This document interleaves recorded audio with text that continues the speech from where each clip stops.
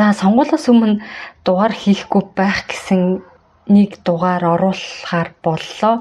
Гэхдээ энэ болохоор яг би өөрөө ингээд бэлтгэсэн ярьж байгаа дугаар биш. Би хар сон гээд зарингийн буултан дээр бол очиж суусан.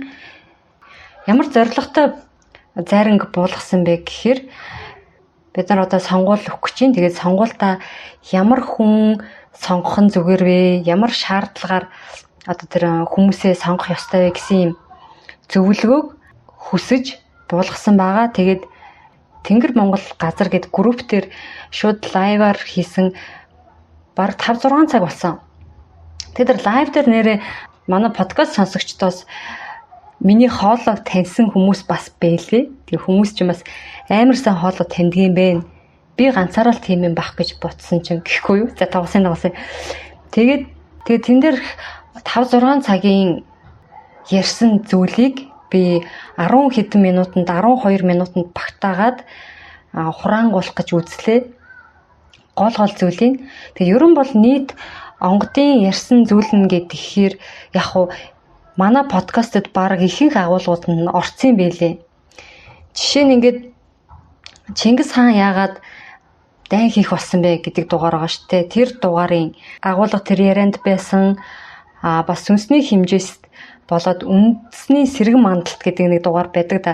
Тэр нэлээд хүмүүст хүрсэн тэр дугаар байгаа. Тэн дээр нийт үндэснээр манай монголчууд сүнсний төвшин нэлээд өндөр, тэгээ ухамсарын төвшин нэлээд өндөр байсан юм байсан. Тэгээд одоо эргээд бид нар ухамсараараа, амьдралын хэм маягаараа тий байгалаа хамгаалах, байгаль ан амьтнаа дээдлэх энэ үзлэрээ эргээд дэлхийн хүн төрөлхтнийг үлгэрлэх ёстой маа гэсэн агуулгаар бол бас яригдсан.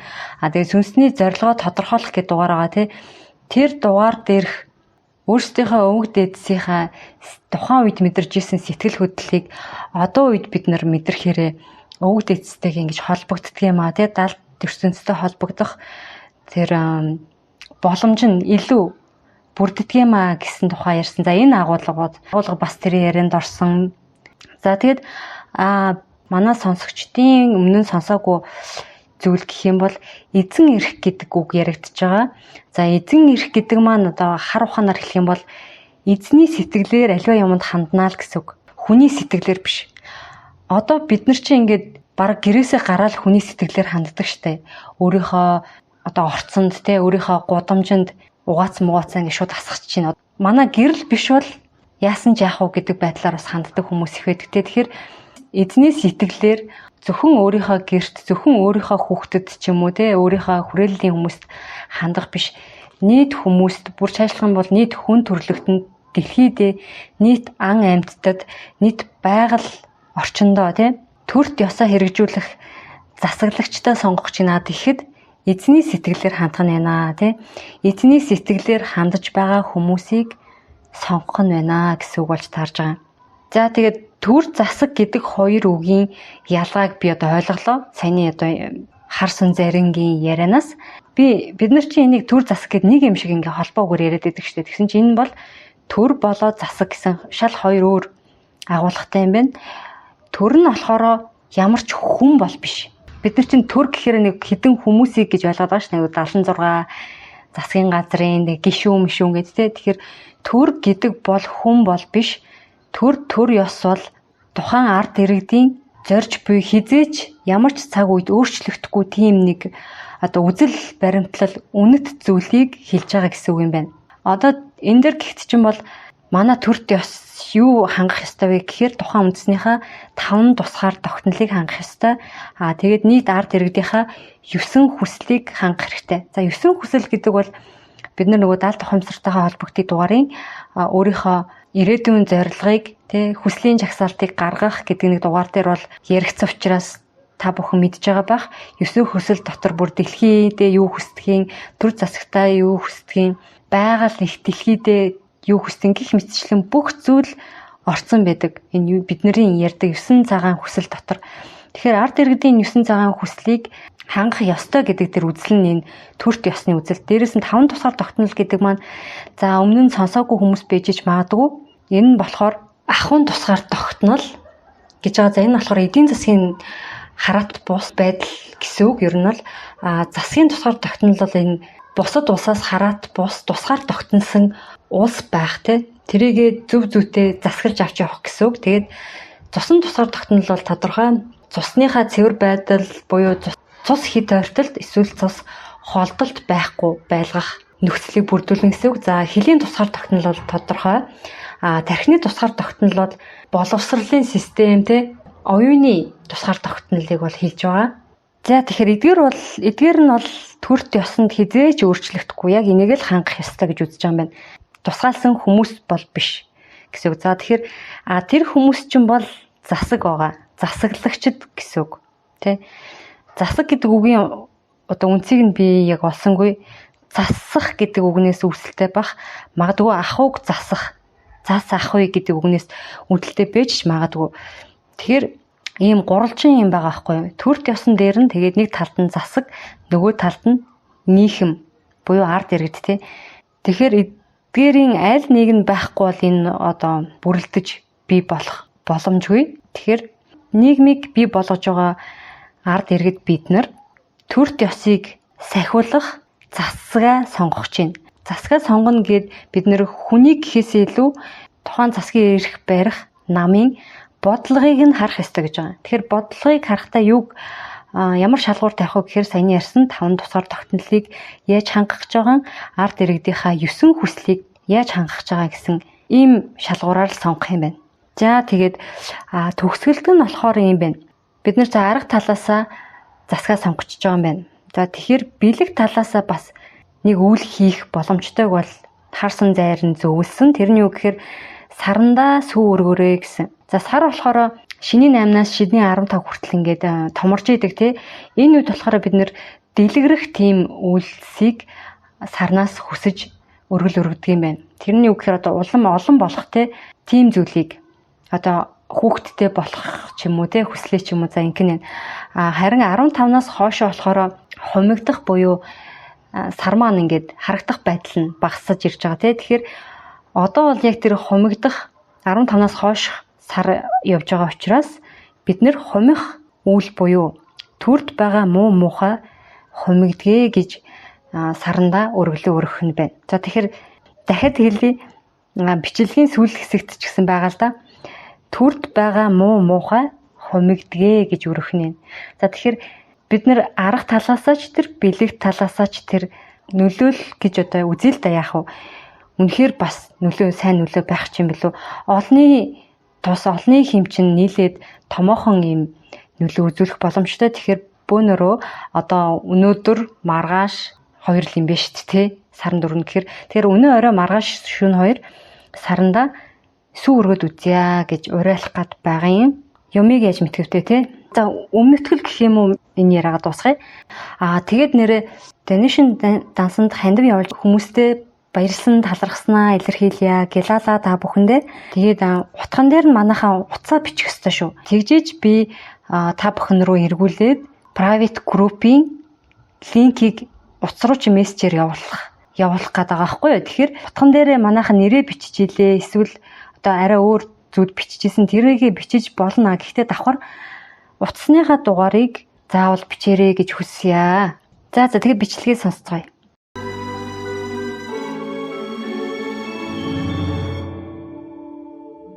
Ер нь хамгийн мунхаг зүйл бол чадамжгүй нийгэнд үйл даалгачаа дараас нь хариуцлага нэхэх шиг мунхаг юм өөр байдгүй. Нэхэр тэнгэрэ бодохгүй бол төр дус чинь хизээс засрахгүй гэсэн үг. Нэгэд л тэнгэрэ бодно гэхээр бүгдээрээ хөөхөйг агсаад хэсгэнгэрэг дэлхий хийхгүй хөө. Нүчигээ язгуур онгодуудаа сэрэх хэл. Өөрийнхөө итгэл үнэмшлийг олохыг хэлнэ. Удмаа таньж дэгдэлхийг хэл. Зөнтэй савна тосхийг хэл. Энэ хөвзүүдөөс чинь ууг нь бол сэтгэлийн хэмээс л хамаар. Сэтгэлд нь их нутг нь үгүй бол их нутг нь юу нь болохгүй байгаа болж харахгүй. Сэтгэл чинь төрд ёсон үгүй бол юу болоод байгааг олж мэдэхгүй гэсэн. Мэдэхгүй юм чинь үг гарахгүй, үйлдэл гарахгүй. Хийгээд болохгүй бол тунгаагаад болохгүй бол тус сэтгэлээ дэлэг гэсэн үг. Нийхэм бүрдэн байж засаг тогтдог. Засаг нь үрдэн байж төрий байдаг. Хэзээч Монголын төрийн сэнти ноёдод идэ тахлын зэхийн ан гөрөөг чинь хий гэж байгаагүй. Хэзээч Монгол түмэн нийхэмээ төр даатгачаад ахуугаан өртөн авч яваагүй. Ахуй амьдрал нь өөрөө төрийн бүрдэл нэгж мөн гэдгээ ухамсарлаж оролцдог байсан. Үүгээр л үлгэрлэж хөгөөзөл болж барах хаваасаа тэгээд л хөхрөх толботныхоо үүлийг дүүрэхэд нэгэд өгнө л гэсэн үг. Урдаар өөрөө өөртөөхөө ил хөгзүүлийн учгийг болох хэрэгтэй. Боолын үйл бол алд биеийн тамиринд захирагддаг юм. Харин эзэн хүний хөгжил орчлон сэтгэлдээ багтааж дийлдэг. Бодол нь огторгүйд хурж бардаг юм. Үйл нь дайын дэлхий тархаж бардаг байхгүй юу? Бидний эзэн эрэхтэй ярихаар эзэл нь төрөмгийлэх, захиран зарцуулах, шийдэх тийм утга санаагаар тосож аваад байгаа. Гэвчээгээ бидний айлдаад байгаа эзэн эрх гэдэг чинь 10 үрхийн заяаг тэтгэж барвал 10 тэнэ юм байхгүй юу? Тэр 10 үрхийг захиран зарцуулсандаа биш. Наадах чинь өнөө үүргийн нүгэн байж эрхийн оноодгоо гэдэг нь тэр байхгүй юу? Эрхийн өгчгөөд үүргийн тулгана гэдэг бол эзэн төрөмгөөлөх хөгжил байгаа байхгүй юу? Хөхрөх толботон нийгмийн бүтээгтэй төр усаан босгохдоо зөвхөн өөрсдийн хөгжил харилцааг хэзээч төрт ёсондоо байлгаж байгаагүй. Хүн байгаль, хүн амьтад, хүн одод нүчид, хүн хэлхээ 3 цаг, хүн 5 мах бот, хүн 5 төв энэ бүхий харилцаан дээр их засгийг бий болгож байсан байхгүй. Зөвхөн хүмүүн хоорондын харилцааг засаглаагүй. Ингэсэн учраас эзэн бүгд них Монгол хүмүүн төрлөختнийг хүмүүн заяанд нь хөтөлсөн. Тэм итгэл өнөмшөлт нь халдаагүй. Шаш төр төрийн устгаагүй. Тийм биз? Хэл соёлын үгүйсгээгүй. Заяагийн дүүргэж, сүнсийг нь гэрэлтүүлж, засгаараа дагуулж, төрт ёсыг нь тогтоож өгсөн. Тэгснээрээ тэд хүмүүн заяагаа таних, хүмүүн төрлөختнийг хүнлэг болгосон байхгүй юу? Тэгвэл энэ цагийн монголчууд, энэ цагийн монгол үрс та нар ямар үүрэгтэй? Хүмүүн төрлөختний өмнө хүлээж байгаа үүрэг чинь юу? Хүмүүн төрлөختнийг эзэн эрхт нь хөтлөх байхгүй юу? Нэхэр адаглаад боолыг орой дээрээ бүүзал. Чэйжнээсээ дахгүй сэтгэлтэйг бүү тэтг. Гавландаа баригдсан бодол гэж юу хэлдэг юм бэ? Зөвхөн ил ухамсараараа дүгндэг үрсийг хэлдэг байхгүй. Ил даалд ухамсар хослон бай сэтгэдэг юм. Сандаг байхгүй. Монгол хүмүүн гэдэг чинь өөрийн эрх ашгийг дүүрэглээгээд хэзээ санаа сэтгэл намардаг. Өөрөө бүрдэл хүүгэн зөвхөн удмын бүрдэл биш учраас тэр. Нэр тэнгэрлүүгээ тэмүүлэн байж, тэнгэрлэг аж төрөн байж, байгалийнхээ хамгаалан байж амгалан болдог байхгүй. Ингэж чадахгүй бол хэдий чинээ эрх мэдэлтэй болсон ч хэдий чинээ эд баялагтай болсон сэтгэл нь өөр ханаж чадахгүй. Өнөө сүнсний ханамж үгүй. Энэ нь улам догширлыг авчир. Дутууга дүүргсэн ч улам цанган. Дутмуга бүтээсэн ч улам хоосор. Тэр орон зайд юу судлах вэ? Өөрөөс нь өөр ямар нэгэн зүйл байх юм шүү дээ. Тэм. Хүмүүний нийгмийг хүмүүн өөрөө бүтээх аваас хизээж нийгэм чөтгөрлөг болохгүй. Алдаатай оноотож хүнлэг л нийгэм байна тийм. Тэгвэл хүмүүн яагаад огширч вэ? Яагаад их дэлхийг зовж вэ? Яагаад ахын дүүс арай алдраа булаасалдаж вэ? Яагаад үрс болчруудаа зовоогоод байна? Яагаад эцсийг өвөгдөн өнгөлзүүлээд байна? Магадгүй энэ нийгэмд та нар нийгмээ бүтээлцэж байгаагаа ухамсарлахгүй байгаа учраас өөр ямар нэгэн хөгжил хоосон орон зайд хэн илгээгээд байгаа байхгүй. Харин өөрөнд бол энийг л хүсэмжилж байгаа. Тэд Монгол төрийг залгихад ухаан нь дутна. Харин хөхрөх толготой монголчууд заяа руугаа нулимхад шууд л нулимчих гэсэн үг. Ийм дүнганд нь юу орж болохгүй. Энэ бол маш дай бол байхгүй. Үүнийг ухуулах хэрэгтэй, мэдүүлэх хэрэгтэй. Ухна. Нэхэр тэр хөг чадамжууд бол олонтон удаа төр усаан байгуулж түмэн олноо тэтгэж алсын хөгзүүлэнд нөхцөлийг бүтээж явсан ард түмний хувьд бол яах нь тэр шийдэн бол сэрээчгэд ирнэ гэсэн. Төрөн дээдлээ сурчсан ард түмэн яс цус байхгүй. Засгаан барай сурчсан ухамсарууд байхгүй юу та? Ухаж байна. Харин тэр хөгзүүлч нь одоо нийтээрээ унтаа байна. Түүнэд олон хүч зүйлгүй. Түүхээ мэдхээ байсан. Язгуураа танихаа байсан. Юмн дэгзэн ирэхээр хандхаа байсан. Намун гадны хаялах чадвар дөнгө. Тэм үү? Олон хүчин зүйлүүд байх юм шүү. Соёл нэгний ондооссон гэдэг. Эвлэж нэгдэж босгодог төр болохоос биш. Хүчтэй нь хүчгүйгээ халамжил босдог төр биш. Үүрэг нэгнээрээ эвлэж, эрх нэгнээ эдэлдэг төр болохоос биш. Эрхэндээ ташуурж, үүргэндээ бүдэрдэг төр биш. Эзэн болж суудалдаг төр болохоос биш. Боол болж гүйцэтгэдэг төр хэзээд биш. Монгол төрийн түшээд ямар өчигтэн байх вэ гэхээр эзэн болж тэтгэж дүүргэж эзэн болдог болохоос биш. Дөнгөлөгдөж боол болж атгадаг юм биш. Түүгээр нь та нар дэнсэлтэй. Тэмтэй хөг болох хүст. Тэр нэнэн гэж алдрын хавартай. Цоллож хөглөх нь бол та нарын мэдл.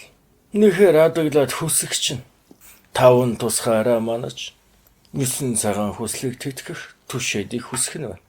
Хориглох нь бол төрөө магнаа айлцсан хөгзүүлүүд байх. Нэгээд адаглаа та нар юуг хориглож юуг хүсгэн ухаарчих бол яах нь? Бодолч нь биелэх юм билүү дээ. Хэмч нь хүрэх юм байлгүй дээ. Адаглаа тэгээд үлдэж байгаа хэдэн гарагта ухуулж мэдүүлж таниулж амжихгүй юм бол зүүдээр нь хамаагүй сэрээд зүнд нь хамаагүй буудагд. Дүүрэн саранд бол өрөөж өргөдөг юм. Өрөө хүүдийг нь дүүргсэн одоо хомогдож байгаасаар. Тэм үү? Хомогдох саранд бол үүлийг хомох хүүдүүдийг тэтгдэг. Нэхэр төр дуусаж чинь цэвэрлэх үйл байгаа бол зонтой олноорон өргөлөө өргөн үз. Төрөд байгаа муу муухай хомогдгээ гэж. Тийм биз. Түшээдэд байгаа саарууд нь хомогдгээ гэж. Арга бэлгийн уулийн учиг уулын там бол бэлгэн төрүүлээд арга нь ард байхгүй. Гэтэл ингээд хороо дарам хэдхэн гараг уултгээд арга ядсан та нар одоо тэгээд зүүн тэгээд дуугаас уснаас л дэрвэлгүй те. Тийм үгүй юу? Эдам төр тусаа босох гэж тусгаар тогтнолоо манах гэж мөнчиг арга ятаж байгаа үрс юм аа та. Гэвчээгээ энэ луу хаврын хөгзүүлийг бид аятай гэж харамгүй. Гэхдээ адаглаад хохирлын баг байлгахын тулд багтаж түүчээлж мандайлж орж бардгүй маа гэхэд ногоорсон алдаа чирээд арилсан дотроо чирээд үүргэн болоо дүүргээд заяандан дарагдахаасан айгаад өвөгдөн цөхөвтгөөсөн имээгээд үрстэй чичлүүлэхээсэн ичээд төр усан босголц гэдэг. Сэтгэл чинь ухаан чинь дутсан чиг. Айж ичээдэж хамаагүй оролцсон. Адаглаад ийм суурин тавигдвал хожим нь дэнсэлж бардаг, үнэн худлаа ялгадаг. Тийм үү? Өөрсдийн бодлогоо шингээдэг, нийгмээ бүтээлцдэг, засхаан барилцдаг, төрөн дээдэлдэг нийгэм юм. Энэ удаад л тэгж барахгүй болвол тийм цаг салхи нааш үлэхгүй. Улмал алсарна, улмал мунхаглана.